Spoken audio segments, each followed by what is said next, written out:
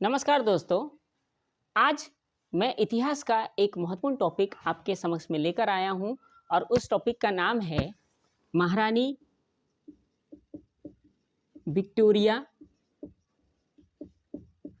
का घोषणा पत्र का ऐतिहासिक महत्व।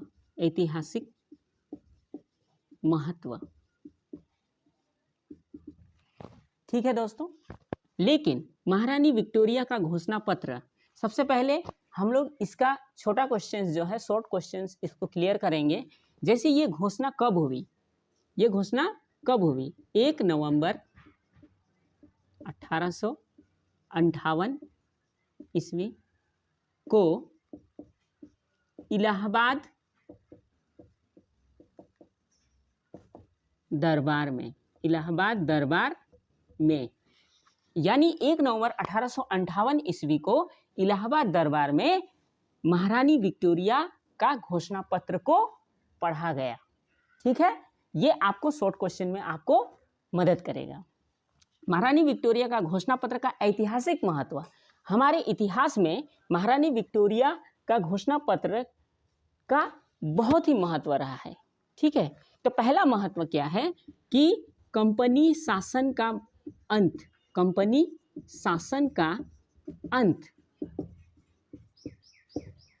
हमें पता है कि भारत में 1600 ईस्वी से ईस्ट इंडिया कंपनी शासन कर रही थी, लेकिन 1857 की क्रांति का बहुत बड़ा प्रभाव देखने को मिला कि ईस्ट इंडिया कंपनी शासन को जो है ब्रिटिश सरकार को समाप्त करना पड़ा, है ना। क्योंकि ब्रिटिश सरकार यह समझ गई थी कि अगर भारत में शासन करना है तो अब कंपनी को रख कर कोई फायदा नहीं है।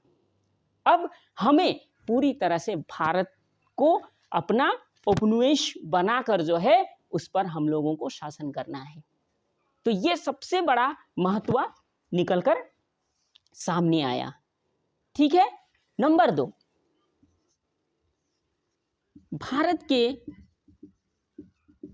सामाजिक और धार्मिक क्षेत्रों पर हस्तक्षेप नहीं करना, है ना। जब कंपनी शासन कर रही थी तो भारत के सामाजिक क्षेत्र, भारत के धार्मिक क्षेत्र पर उनका हस्तक्षेप होता था। लेकिन जैसे ही यह महारानी विक्टोरिया का घोषणा पत्र को लागू किया गया तो वहां पर साफ कह दिया गया कि भारत का जो समाज है, भारत का जो धर्म है, उस पर ब्रिटिश सरकार जो है किसी प्रकार का हस्तक्षेप नहीं करेगी, है ना। इस तरह से एक बड़ा बदलाव सामने आया। ये आप दूसरा पॉइंट में लिख सकते हैं। नंबर 3 में राज्य हड़प नीति, गोद निषेध प्रथा और सहायक संधि।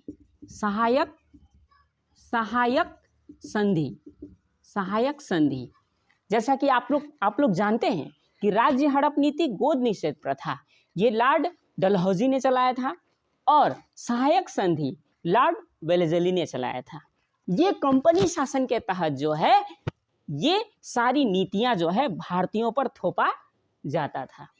लेकिन जैसे ही महारानी विक्टोरिया का घोषणा पत्र हुआ, ये नीतियां जो है पूरी तरह से इनको समाप्त कर दिया गया।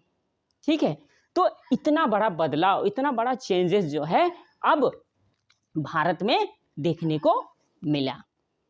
ठीक है, इन 3 पॉइंट्स को आप लिख सकते हैं। इसके साथ ही और 2 पॉइंट्स है जिसे मैं आपको बताना चाहता हूं। जैसे आप चौथा पॉइंट में क्या लिख सकते हैं? चौथा पॉइंट में आप ये लिख सकते हैं कि कंपनी के साथ जो है देशी रियासतों का क्या हुआ था? संधि। तो कंपनी तो हट गई। अब जो संधि देशी रियासतों के साथ में हुआ था, उस संधि को निभाने का दायित्व जो है किसको हो गया, किसके ऊपर रहा, तो ब्रिटिश सरकार के ऊपर में रहा। ये आप चौथे पॉइंट में लिख सकते हैं। साथ ही पांचवा पॉइंट में आप ये लिख सकते हैं कि ये जो उपरोक्त बातें जो आप अभी महत्व जो आप सुने, लगभग 4 पॉइंट मैंने आप लोगों को बताया, तो इन चारों पॉइंट्स में जो बातें कही गई है ना, इन चारों बातों ने जो है आने वाले 90 साल तक, 90 वर्षों तक जो है भारत में ब्रिटिश जो सरकार का जो दबदबा है उसको बनाने में जो है महत्वपूर्ण भूमिका निभाया। ठीक है, क्योंकि अगर 1857 की क्रांति के पश्चात अगर महारानी विक्टोरिया का घोषणा पत्र नहीं लाया गया होता तो और बड़ा जन आंदोलन देखने को मिलता, क्योंकि इस घोषणा पत्र ने आने वाले 90 वर्षों तक जो है किसी भी प्रकार का बड़ा आंदोलन जो है भारत में होने से रोका। यानी एक प्रकार से कहा जाए तो महारानी विक्टोरिया का घोषणा पत्र जो है भारत को गुलाम करने में, भारत को और 90 वर्षों तक गुलाम रखने में जो है बहुत बड़ी भूमिका निभाई। तो इस तरह से हम लोग महारानी विक्टोरिया का घोषणा पत्र के ऐतिहासिक महत्व को इतिहास में लिखेंगे और आने वाले समय में जो है मेरा और इतिहास के ऊपर में वीडियो आने वाला है। जैसे 1857 का जो क्रांति हुआ था उसका प्रकृति क्या था, बच्चों का कहना है कि उसके ऊपर में भी आप वीडियो बनाइए, तो उसका वीडियो भी मेरा जल्द ही आने वाला है। तो आप बने रहिएगा, देखते रहिएगा और देख कर जो है समझने का प्रयास करिएगा। अगर आप इस टॉपिक को पूरी तरह से समझ जाते हैं तो आप अच्छे प्रकार से लिख पाइएगा। ठीक है, तो आज के लिए इतना ही, धन्यवाद।